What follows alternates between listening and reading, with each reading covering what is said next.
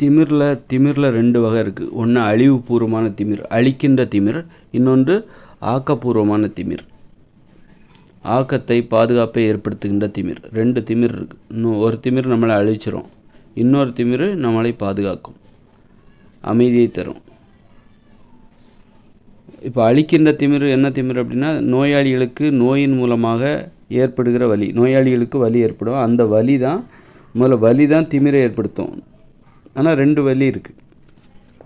நோயாளிகளுக்கு ஏற்படுகிற வலி, அப்புறம் உடம்பு ஆரோக்கியமாக இருக்கிறவங்க அவங்க உடல் உழைப்பில் ஈடுபடும்போது, உடற்பயிற்சியில் ஈடுபடும்போது, ஓடும்போதும் ஆடும்போதும் விளையாடும்போதும் அவங்க உடம்புல ஒரு வலி ஏற்படும். அதுவும் வலி தான். நோயாளிகளுக்கு எதுவுமே செய்யாமல் சும்மா இருப்பாங்க, படுத்தே கிடப்பாங்க.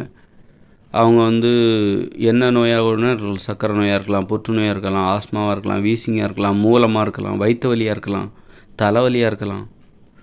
இப்படி சிறுநீரக சம்மந்தமான நோயாக இருக்கலாம், சிறுநீரக செயலிழப்பாக இருக்கலாம். இப்படி எந்த ஒரு நோயாக இருந்தாலும் அந்த நோய் மூலமாக ஒரு வலி ஏற்படும். ஆக வலி என்பது 2 வகைப்படும். அந்த வலி நோயாளிகளுக்கு ஒரு வலி ஏற்படும் அந்த நோய் மூலமாக. அந்த வலி என்பது, வலியை அனுபவிக்கும் போது ஒரு திமிர் வரும், ஒரு திமிர். அந்த நோயாளிகள் அனுபவிக்கின்ற வலி மூலம் அவர்களுக்கு ஏற்படுகின்ற அந்த திமிர் அவர்களை அழித்துவிடும். அதுதான் நோய் ஒருத்தரை அழிச்சிரும். அது தெரிஞ்ச விஷயந்தான். நோயாளிகளுக்கு ஏற்படுகிற திமிரே அவர்களை அழித்துவிடும், திமிரும் அவர்களை அழித்துவிடும். நோய் மட்டும் அழிக்காது, நோய் மூலமாக அழிவது என்பது வேறு.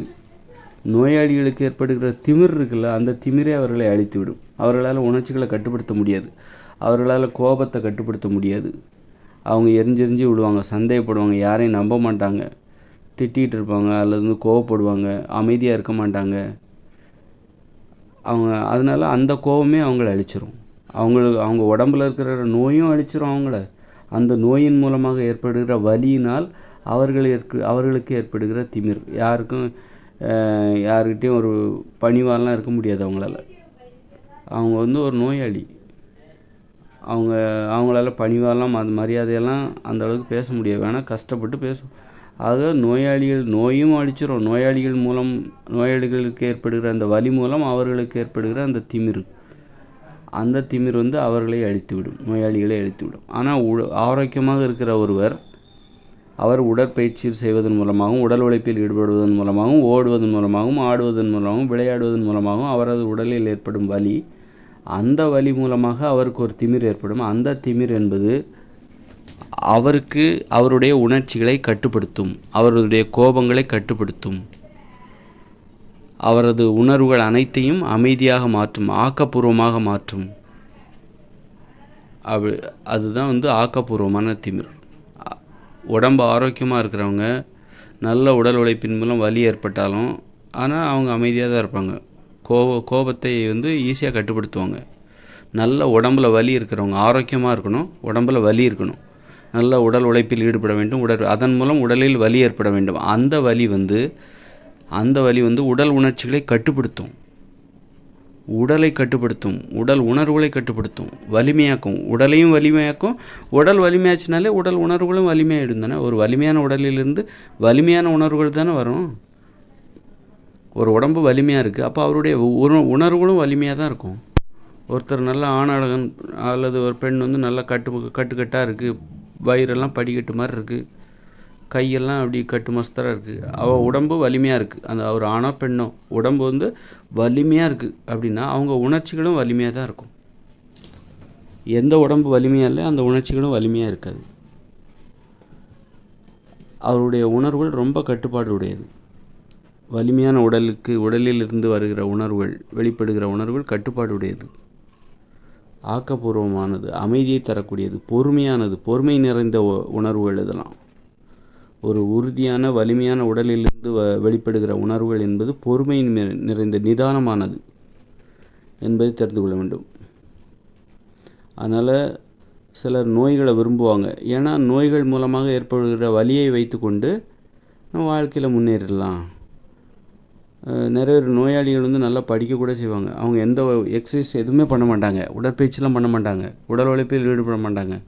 ஆனால் நல்லா படிப்பாங்க. கற்பூர புத்தின்னு சொல்லுவாங்கள்ல, அது வரும். ஏன்னா அவங்க வலி தான் தேவை. உங்களுக்கு புரிந்து கொள்வதற்கு வலி தேவை. இந்த உலகத்தை புரிந்து கொள்வதற்கு வலி தேவை.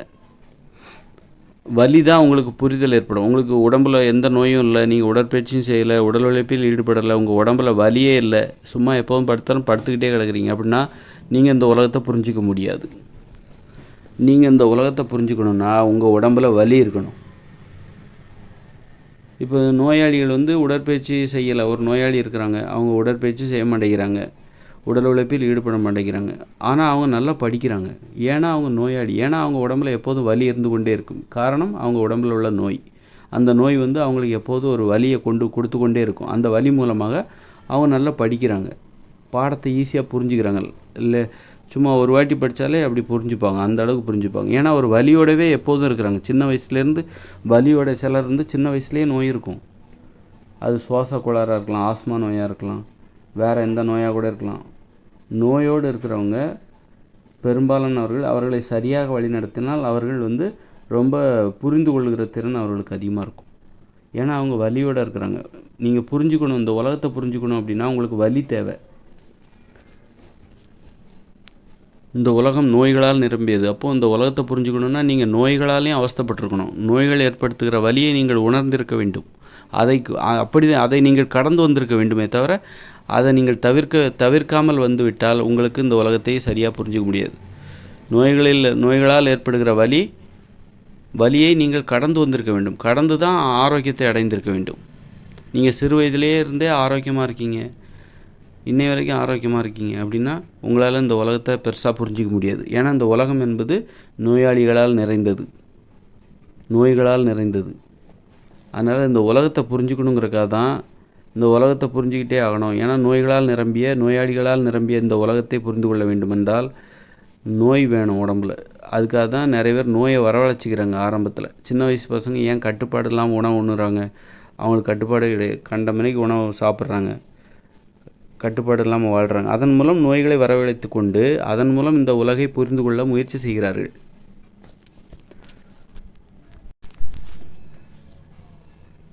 நோயாளிகளாக இருக்கும்போது தான் இந்த உலகத்தோட கொடூரத்தன்மை புரிஞ்சிக்க முடியும். ஏன்னா அந்தளவுக்கு நோயாளிகள் நிரம்பிய இந்த உலகத்தில் உணர்ச்சிகளை கட்டுப்படுத்த முடியாமல் மக்கள் அவஸ்தைப்படுறாங்க. ஏன்னா பெரும்பாலான மக்கள் நோயாளியாக இருக்கிறாங்க. அதனால் அவங்களால உணர்ச்சிகளை கட்டுப்படுத்த முடியல. ரொம்ப ஆபத்தான உலகமாக இது இருக்குது. நோயாளிகளாக இருந்து பார்த்தால்தான் தெரியும் இது எந்த அளவுக்கு ஆபத்தான உலகம் என்று. அதனால் நோயாளிகளாக இருந்து பார்த்துக்கிட்டு அப்புறம் நோயாளிகளாக வாழ்கிறார்கள். அப்பொழுது உணர்வுகளை கட்டுப்படுத்த முடியலை, கோபத்தை கட்டுப்படுத்த முடியலை. அப்போ பயப்படுறாங்க. ஒவ்வொருத்தரும் தங்களையே பார்த்து பயப்படுறாங்க. நோயாளிகளாக இருக்கிறவர்கள் யாரை பார்த்து பயப்படுறாங்கன்னா அடிப்படையில் தங்களையே பார்த்து பயப்படுறாங்க. ஏன்னா இவர்களால் நோயை கட்டுப்படுத்த முடியல. அதாவது நோய்களால் ஏற்படுகிற அந்த திமிரை கட்டுப்படுத்த முடியல. வலியினால் ஏற்படுத்துகிற நோய் ஏற்பட்டால் வலி ஏற்படும், வலி ஏற்பட்டால் ஒரு திமிர் ஏற்படும். அந்த திமிரை பார்த்து ஒவ்வொரு நோயாளிகளும் பயப்படுறாங்க. ஏன்னா அந்த திமிர் ஆளுக்கு அழிச்சிரும். அந்த திமிர் வந்துச்சுன்னா உங்களால் கோபத்தை கட்டுப்படுத்த முடியாது. அப்போது அந்த திமிரே உங்களை அழிச்சிடும், அந்த கோபமே உங்களை அழிச்சிடும். அதனால் கோபத்தை கட்டுப்படுத்தணுங்கிறக்காக தான் அவங்க ஆரோக்கியமாக வாழணும்னு முயற்சி பண்ணுறாங்க. எதுக்காக நோயாளிகள்லாம் நோயை குணப்படுத்தணும்னு போராடுறாங்கன்னா, என் நோயை குணப்படுத்த முடியாதா அப்படின்னு எதுக்காக டாக்டர் அங்கங்கன்னு அலையிறாங்கன்னா எதுக்குனாக்கா வெறும் நோயை மட்டும் குணப்படுத்துறதுக்கு இல்லை, நோயினால் ஏற்படுகிற அந்த கட்டுப்படுத்த முடியாத கோபம், கட்டுப்படுத்த முடியாத உணர்ச்சிகள், அதையும் அதை அடக்கி ஆகணும். அப்போ தான் பாதுகாப்பு.